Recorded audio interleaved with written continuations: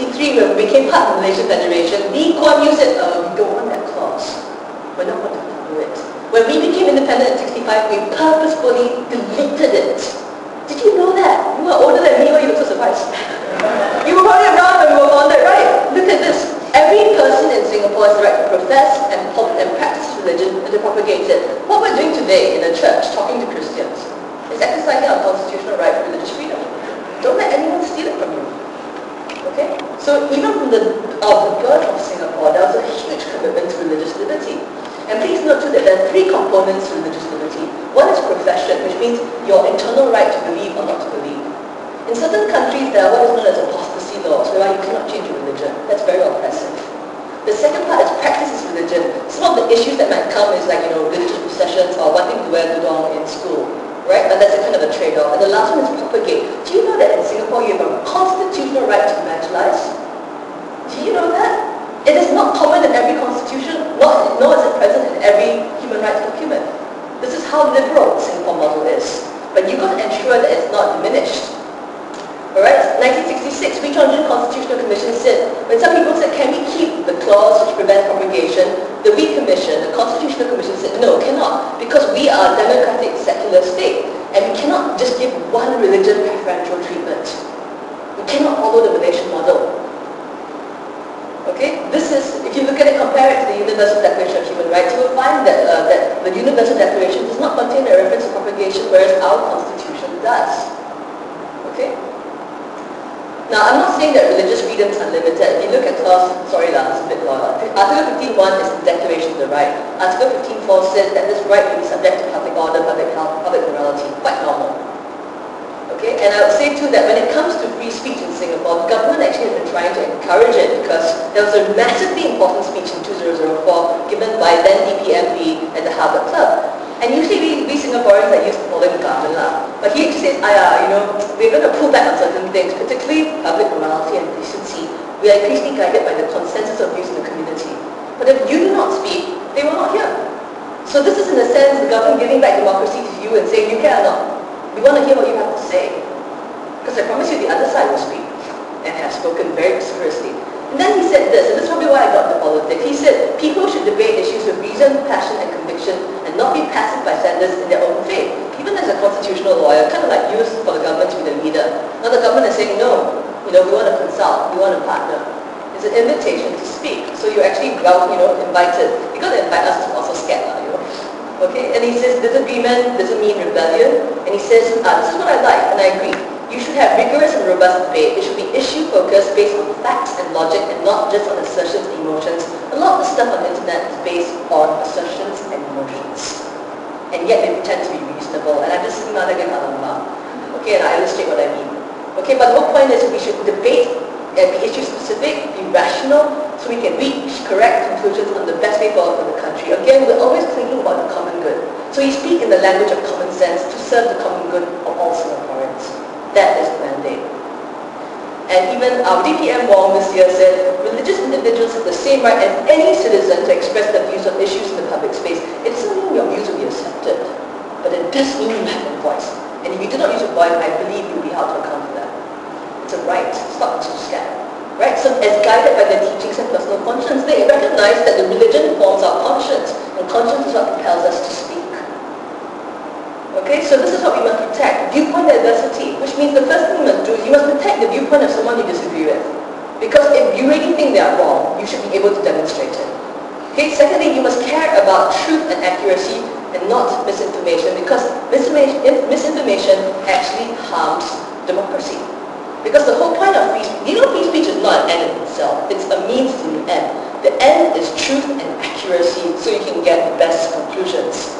So if you censor someone, or you terrify them into not speaking, or you distort what they say, and sometimes the press has been guilty of this, not the newspaper press, but other press, right? Then you are doing Singaporeans a disservice. There's no honor in that. Okay? And I've often found that when people try to engage, particularly Christians, they get certain roadblocks or obstacles. And liberals are so smart. They often say, shut up, you're stupid, you're intolerant, you're strongman, you're natural. This is what I deal with in my book. I'm like saying these are not even arguments. These are attempts to avoid the arguments. And I'm going to try and explain all these, so don't panic if I'm speaking too fuss because Matthew Yap isn't speaking, he's more important than I am. Okay? But the whole point is this, right. When it comes to secularism, I made a point in Parliament, Singapore is not anti-religious. Religion is constructive, right? Singapore is anti-theocratic, which means that the source of political authority cannot come from any holy text. It must come from both elections, must come from the constitution. I totally agree. But even if you have a right to religious freedom, that you cannot violate public order, and public order can be threatened in two ways. The traditional one since 1966 is racial and religious harmony, when religious groups upset each other.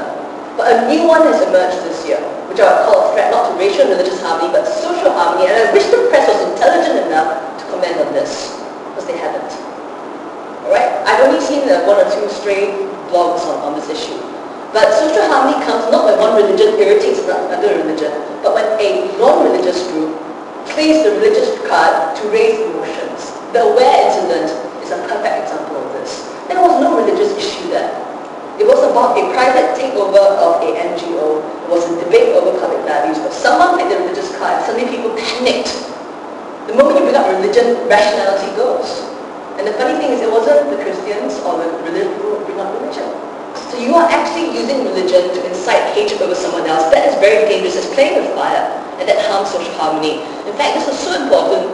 The President noted this in his speech in Parliament in May 2009. It is true, religious groups must have tolerance and mutual restraint. I don't disagree with that. I totally agree with that. But the President himself recognized that this is a speech written by the Cabinet, not the President, okay? Right? He also recognized that tolerance is two-way. Why is it Christians must be tolerant, but people do not tolerate Christians? That's not fair. It's unequal. The President said, okay, tolerance, restraint, and mutual respect doesn't just apply to religious groups venturing into the secular domain, but also to secular groups who want to strongly push their views and change our social norms. It's two-way, right? So these are both threats to public order, which we should guard against. So in Singapore, I would say our model is secularism with soul. BGO said government is secular but not atheistic. Atheism is an ideology. Why should the government promote atheism? The government says we don't. So the idea is this: when it comes to separating religion and politics, what you're really talking about primarily is you can't have a religious political party, right? Because you will upset the ground. So you separate it at elections and political campaigning. The PAP tells its MPs not to mobilize the church, the temple, or the mosque to support them. They're saying you're standing as an individual, not as a religious person, which is correct. Religion can be very, very traumatic in politics. But the government recognizes that when it comes to public culture, public life, public policy debates, every Singaporean has the right to speak, whether your conscience or your motivation is religious or non-religious. Okay, and that's fair also. It's what I call the principle of equal citizenship. So when someone tells you to shut up, you go, why? It's undemocratic and it violates our principles, our model of religious freedom. And this is telling this to you as a lawyer. Okay? Right? Second thing is that Thio, you're Christian, you're stupid, or you're Buddhist, you're stupid. The idea is that religion is irrational and secular thinking is rational, which is just rubbish. Okay? Because firstly, a person who says that reason is the most important thing, all academics know reason is a very controversial term. Right? And I just want to point out something very basic. Reason is amoral. And we do not live by reason alone. If you are a reasonable person and you live in Nadi generally, the last thing you want to do is protect Jews. And yet people would sacrifice. We Christians, we human beings, not just Christians, also have a conscience. So the debate must be on the basis of reason and conscience. Okay? And belief in reason also is very irrational because it seems that people are basically good. And we know that human beings are capable of good and evil. So this appeal to reason, you need to unpack it. You need to start being smart enough to understand what is being said, what is not being said. Last thing, straw man. Okay, this is from the online citizen and I'm very displeased with it because I think it's a lie. I think it's very irresponsible. Alright, I don't have time to go into this, so sorry, my apologies. I know there's a TOC people here, happy to talk to you. Alright, but this is a talk I was involved in. It goes, ooh, talk about religious encroachment in the public space. It's just a private talk. Someone posted on the internet to go, oh, the Christians are better again, stripping to theocracy. And this is what I call a straw man, when they said, somebody said something when that person never said that at all. Or as we Singaporeans would say, don't anyhow say I. Alright? And I'll give you an example, because I was the victim. Of course, I'm not allowed to be a victim because I'm a Christian. Only non-Christians can be victims. So I'm being sarcastic because I'm annoying. Alright? Oh, look at this. Oh, the Christians want to exert their influence and impose their Christianity-approved ideals. Why can't you call it a debate of public values? values. If you disagree with values, disagree now.